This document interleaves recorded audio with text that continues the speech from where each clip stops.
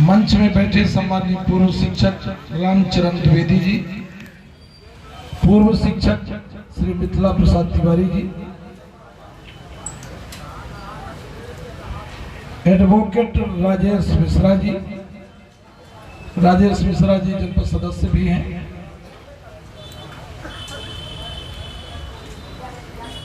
कार्यक्रम के आयोजक शालिग्राम तिवारी जी, छोटन सिंह जी, ये भी रिटायर्ड शिक्षक हैं,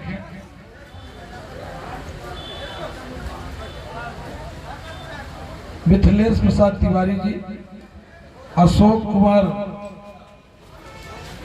द्विवेदी जी, प्रदीप मिश्रा जी, मृत्युंजय द्विवेदी जी, सत्यव्रत पांडे जी, मयंक शुक्ला जी, रवि द्विवेदी जी, आनंद त्रिपाठी जी, हमारे साथ आए हुए आशुतोष सिंह जी, विपिन तिवारी जी, अनिमेश जी, छत्तू सिंह जी, प्रिंस सिंह जी, उपस्थित सभी जय सिंह नगर के बुजुर्गजन, व्यापारी भाइयों, युवा वर्ग, सभी लोगों को आज मैं सादर प्रणाम करता हूं।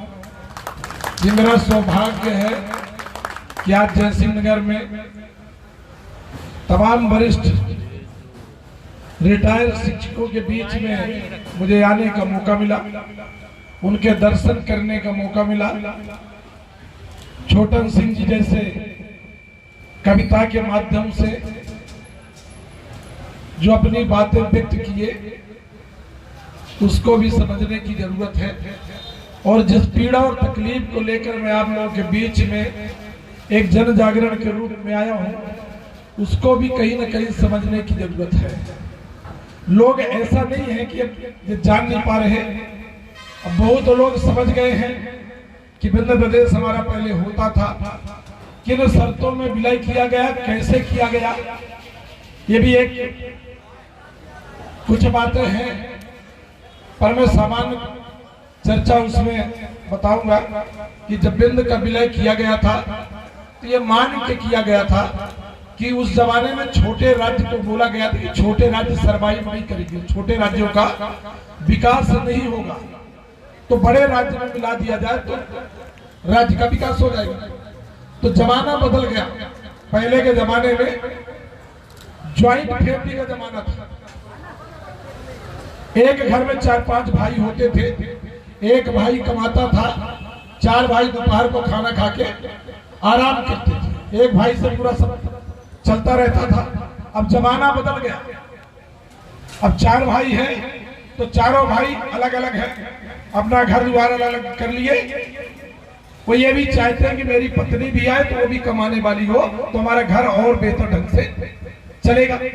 अटल जी जब प्रधानमंत्री जी बने तो अटल जी बोले कि छोटे राज्य बनेंगे, राज्य का विकास होगा, कानून व्यवस्था मजबूत हो जाएगी, आवाजाही आसान हो जाएगी, राजधानी तक पहुंच आसान हो जाएगी। ये अटल जी की परिकल्पना में था। संघ की परिकल्पना में इस मध्य प्रदेश में महाकौशल प्रांत, मध्य भारत और मालवा 3 स्टेट की उनमें कल्पना कि मध्य प्रदेश में 3 स्टेट बने। हम कहते हैं कि जो हमारा विंध्य प्रदेश था वो बना दिया जाए। अटल जी के जमाने में 3 राज्य बने, छत्तीसगढ़, झारखंड, उत्तराखंड। छत्तीसगढ़ मध्य प्रदेश से अलग हुआ। जब मध्य प्रदेश से अलग हुआ तो हम लोग मजाक उड़ाते थे, हमको भी याद है कि छत्तीसगढ़ का क्या होगा, ये कैसे चलेगा छत्तीसगढ़, कहां से पाएगा तनख्वाह कर्मचारियों को देने के लिए। पर आज छत्तीसगढ़ जाके देख लीजिए, मध्य प्रदेश से बहुत आगे जा चुका है, मध्य प्रदेश से बेहतर विकास किया। ये बात भी तय है कि राजधानी विंध्य की जो बनेगी कोई आसपास ही बनेगी। अब राजधानी जो बन जाएगी, हमें कोई तकलीफ है तो राजधानी तक जाके कम से कम अपनी बात हम व्यक्त तो कर सकते हैं। शर्त रखी गई थी कि रीवा को राजधानी का दर्जा दिया जाएगा। और रीवा में स्टेट की जो प्रमुख इकाइयां होंगी उन इकाइयों का गठन किया जाएगा और रीवा में हमारा जो टैक्स आएगा उस टैक्स को बिंद क्षेत्र को दिया जाएगा जिससे बिंद प्रदेश का विकास होगा। ये 3 शर्त रखी पर तीनों शर्त में न रीवा को राजधानी का दर्जा दिया गया, न रीवा में कोई प्रमुख इकाइयों की यूनिट आई, ना हमें कोई टैक्स दिया जा रहा। हमारे बिंद के टैक्स को, ये बात सही है कि ग्वालियर भेजा जाता है, हमारे बिंद के टैक्स को इंदौर भेजा जाता है, हमारे बिंद के टैक्स को भोपाल भेजा जाता है, हमारे बिंद के टैक्स को सागर भेजा जाता है। इस साल हमारे बिंद का टैक्स बनारस भी चला गया है, पर बिंद में विकास के लिए चाहे गौड़ खनिज का पैसा हो चाहे टैक्स का पैसा हो, हमें 25% भी पैसा कभी नहीं मिल पाता कि हम बिंद क्षेत्र के विकास करें। अब इसके आगे हमारे बिंद में सब कुछ भरा पड़ा है, शहडोल, उमरिया, अनूपपुर, कोयले का भंडार जो पूरे देश में जाता है। जयसिंह नगर में नहीं, शहडोल के पास में एक पावर प्लांट है, जयतारी में पावर प्लांट है, मैं कल ही देखा हूं। अब वो पावर प्लांट 2-4 साल के अंदर मैं लिखित देता हूं, लिख के रख लीजिए कि कोयला के अभाव में वो पावर प्लांट बंद हो जाएगा और उसको फिर चलाएगा या तो अडानी या मुकेश अंबानी। यहां तमाम पढ़े लिखे लड़के भी मुझे दिख रहे हैं। आंकड़ों के हिसाब से और जीडीपी के हिसाब से देश के आंकड़े चलते रहते हैं। हमारे यहाँ 33,000 करोड़ हमारी खेती की जीडीपी है, 7,000 करोड़ पशुधन की है और 13,500 करोड़ हमारी माइनिंग की जीडीपी है। 54-55 करोड़ ये होता है। हमारे पास कच्चा माल तो है, पर कच्चा माल को हम यहाँ पक्का बनाने में कोई यूनिट नहीं ला पाई हमारी सरकार। यदि वो यूनिट आ जाए और यहाँ वो यूनिट लग जाए तो हम कम से कम 40 लाख करोड़ की जीडीपी वाले बिंद क्षेत्र के लोग कहलाएंगे, जिसमें हमारा मजदूर भी एक साल में 20 से 22 लाख रुपए का इनकम वाला मजदूर कहलाएगा। ये आंकड़े आप अपने गूगल में सर्च करके देख लो। हमारे यहाँ पन्ना में डायमंड है, पर पन्ना की चमक कहाँ है? पन्ना की चमक कहाँ है? डायमंड की चमक कहाँ है? सूरत में। सूरत जो है चमक रहा है हमारे पन्ना के हीरा से। पन्ना वीरान दिख रहा है। हमारे रीवा में एशिया का सबसे बड़ा सौर ऊर्जा का प्लांट है। दिल्ली की मेट्रो ट्रेन चलती है। सिंगरौली में 7 पावर प्लांट है, जिससे पूरे देश में बिजली जाती है। और शर्त रखी गई कि सिंगरौली में बिजली कटौती नहीं होगी, पर आप जाके देख लीजिए सिंगरौली में सबसे ज्यादा बिजली कटौती मिलेगी। शहडोल में कल में था 2 बजे रात लाइट बंद हुई, 8 बजे आई, दिन भर लाइट कटौती। हमारे पास नदियां हैं, हमारे पास पहाड़ है, हमारे पास नर्मदा नदी का उद्गम स्थल अमरकंटक है। नर्मदा के नाम पर बड़ी राजनीति होती है। मैं अमरकंटक गया तो लगा ही नहीं रहा कि कोई बहुत बड़ा महत्वपूर्ण स्थान है, एक छोटा सा स्थान दिख रहा है। हमारे मैहर में माई शारदा का धाम है। कलयुग में तमाम विद्वान बैठे, कलयुग में कोई देवी देवता के प्रमाण नहीं है कि कोई देवी देवता किसी भक्त को अमर होने का वरदान दिया हो और वो प्रमाणित हो। मैहर मां शारदा आल्हा को और आल्हा की पत्नी को अमर होने का वरदान दी और आल्हा के मां शारदा की पहली पूजा के तमाम प्रमाण टीवी में कैद होकर दिखा दिया गया। इससे बड़ा स्थान और क्या हो सकता है? जो स्थान मैहर मेरा है, मैहर में शिवराज जी के द्वारा हम धन्यवाद देते हैं। हमारे यहाँ वो काम हुए हैं जो 50 साल काम नहीं हो सकते थे, पर मैहर देवी धाम में हम वो काम नहीं करा पाए। शिवराज जी की घोषणा के बाद भी कि जो मैहर कोई जाए तो उसको लग जाए कि मैहर देवी का धाम है। इतना महत्वपूर्ण स्थान में भी हम कुछ न कर। इसके बाद धार्मिक प्लेस की बात आती है। राम जी का जन्म हुआ अयोध्या में। राम जी का जन्म अयोध्या में राजा दशरथ सिंह जी के युवराज। ये कर्म प्रधान देश, कर्म प्रधान विश्व करी रखा। राम जी चित्रकूट आए, उन्होंने वहां धर्म की स्थापना किया, साधु संतों और ऋषि मुनियों की सुरक्षा किया, यज्ञ की स्थापना किया, राक्षसों का विनाश किया, दुष्टों का संहार किया। तो चित्रकूट में आने के कारण श्री राम क्या बन गए? क्या बन गए पंडित जी? भगवान बन गए। मर्यादा पुरुषोत्तम श्री राम कहला गए चित्रकूट में आने के बाद। पर वो चित्रकूट सतना जिले का विंध्य प्रदेश का है, इसलिए वीरान पड़ा है।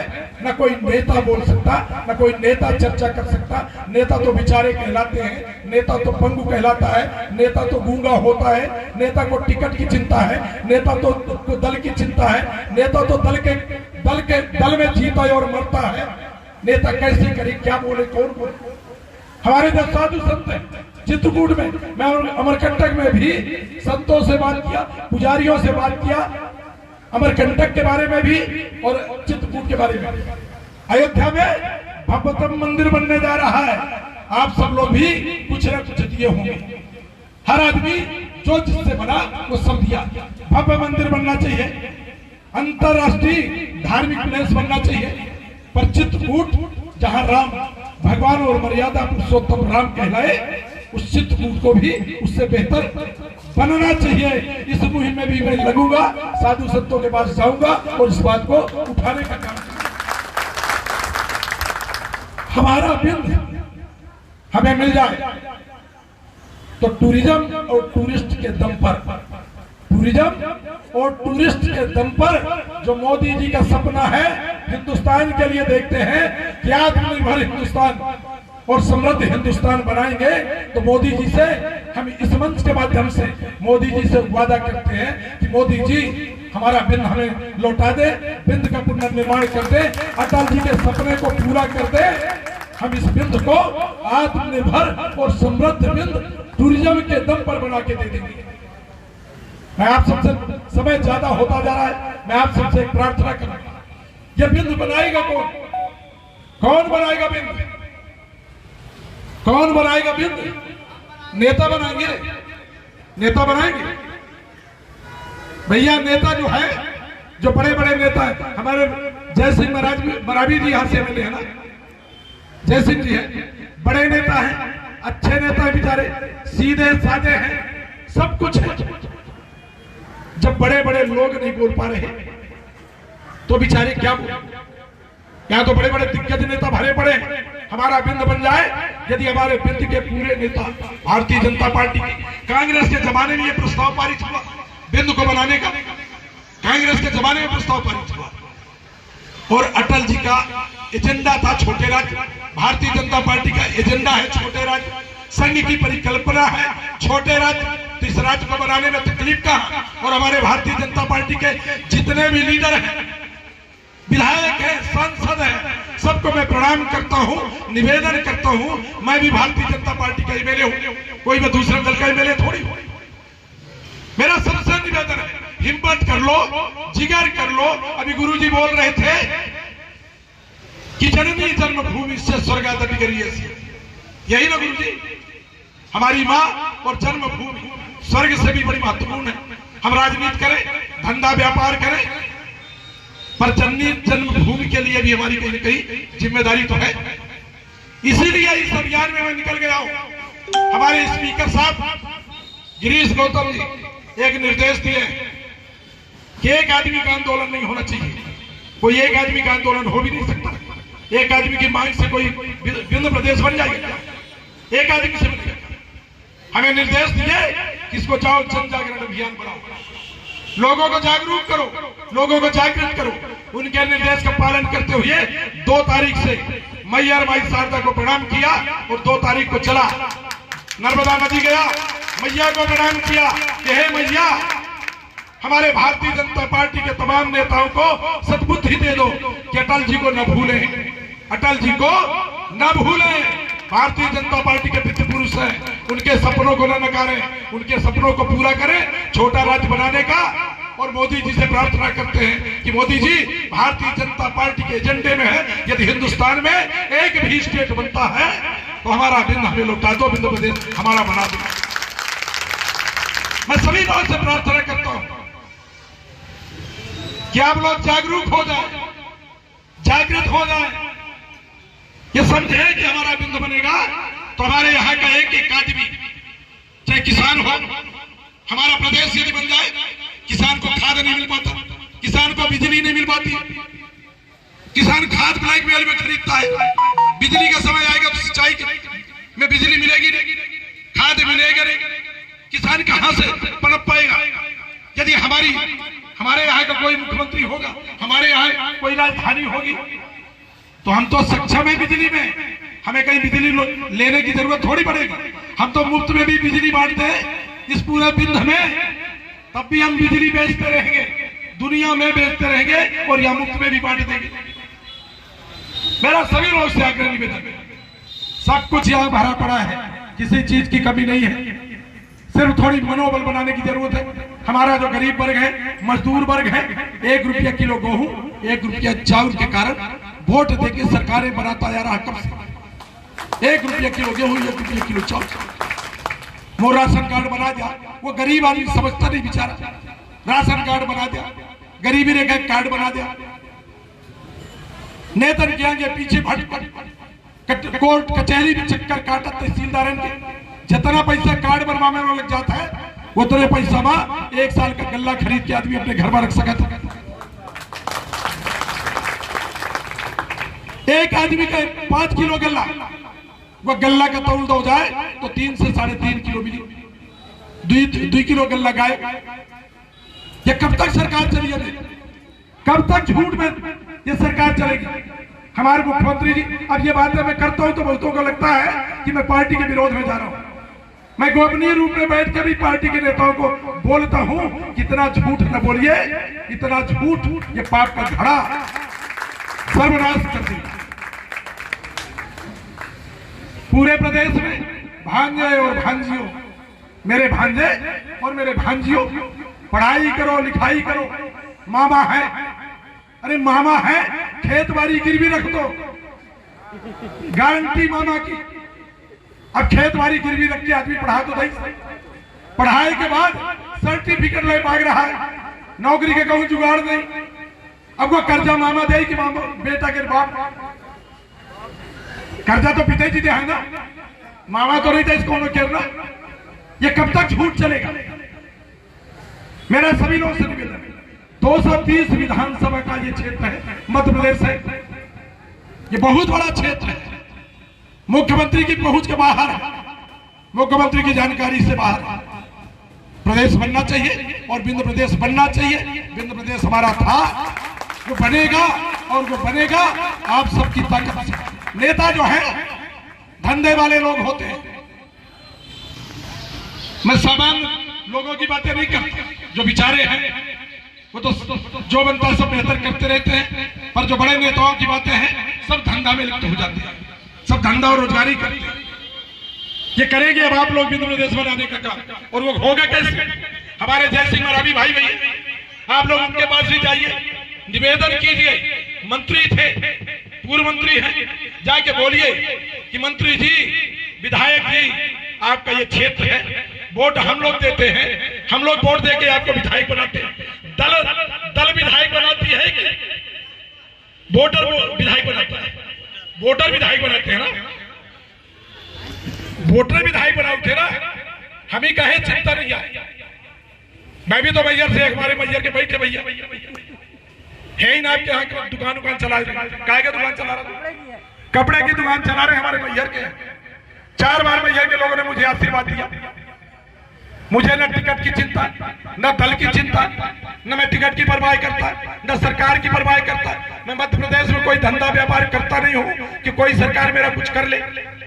मैं चुनौती देता हूं, इस अभियान में लगा हूं। तो अब ये मेरी राजनीति सिर्फ अंतिम पड़ाव तक चलेगी, जब तक बिंद का पुनर्निर्माण होगा। आप अपने विधायक के पास जाइए, सांसद के पास जाइए, सब लोग जागरूक बनिए। हमारे स्पीकर साहब जो आदेश दिए हैं उसका पालन कीजिए। स्पीकर साहब भी जब कभी आए तो आप लोग ज्ञापन सौंपिए कि माननीय स्पीकर साहब, अध्यक्ष महोदय, आप बिंद के मुखिया हैं, बिंद प्रदेश बनवाइए, ये हमारा पत्र लीजिए। और साथ ही अपने विधायक जी से बात कीजिए कि विधायक जी आप लोग बिंद प्रदेश बनाने में जाके मुख्यमंत्री जी से बात कीजिए, दिल्ली जाइए तो प्रधानमंत्री जी से बात कीजिए और बिंद प्रदेश बनवाइए। कोई नहीं जाता तो आप लोग तय कर लीजिए कि अब हमारी कोई न जाति है न कोई हमारा दल है। हम तो कुछ दिनों के बाद जब आप लोग सब जागरूक हो जाएंगे तो विधायकों और सांसदों का उनके घर में घेराव करवाएंगे, उनके घर से निकलने नहीं देंगे। क्या आप हमारी वोट लेके नेता बनते हैं और बिंद के यदि पुनर्निर्माण की बात आए तो मौन क्यों बैठे हैं, मजाक क्यों उड़ाते हैं? बिंद बनना चाहिए कि नहीं बनना चाहिए? बनना चाहिए। तो बनेगा इसी तरह। जब जाति भूलेंगे, दल भूलेंगे, हम ये ना बोले कि हम तो भारतीय जनता पार्टी में पैदा हुए, हम तो कांग्रेस में पैदा हुए। अरे पैदा तो हम अपने घर में हुए ना। पहले हमारी जिम्मेदारी अपने घर की। भूल जाए 2-4 साल, ये जो बनेगा ज्यादा से ज्यादा 4-5 साल के अंदर हिंदुस्तान में तमाम स्टेट बना दिए जाएंगे 2-4-5 साल में। और मैं ज्ञापन देने के लिए नहीं आया कि 10 साल इस मुहिम को चलाऊंगा। मैं आया हूं तो 2-4 साल के अंदर बिंद प्रदेश बनवा के दे दूंगा, यदि आप लोग जागरूक हो गए तो। और यदि जागरूक नहीं हुए तो हमारा जो आगे आने वाली पीढ़ी है, युवा वर्ग है, उसके हवाले ये आंदोलन करूंगा और अब नारे बदल जाएंगे। अब ये नारे नहीं चलेंगे कि नेताजी संघर्ष करो, हम तुम्हारे साथ हैं, नारायण त्रिपाठी संघर्ष करो, हम तुम्हारे साथ हैं। अब ये आंदोलन हम अंतिम दिशा में जब देंगे तो दे देंगे कि हमारे युवाओं, हमारे छात्रों, इस आंदोलन का नेतृत्व करो, नारायण त्रिपाठी तुम्हारे साथ है। आप सबको धन्यवाद। जय हिंद, जय भारत, जय जय बिंद प्रदेश, जय जय बिंद प्रदेश, जय जय बिंद प्रदेश।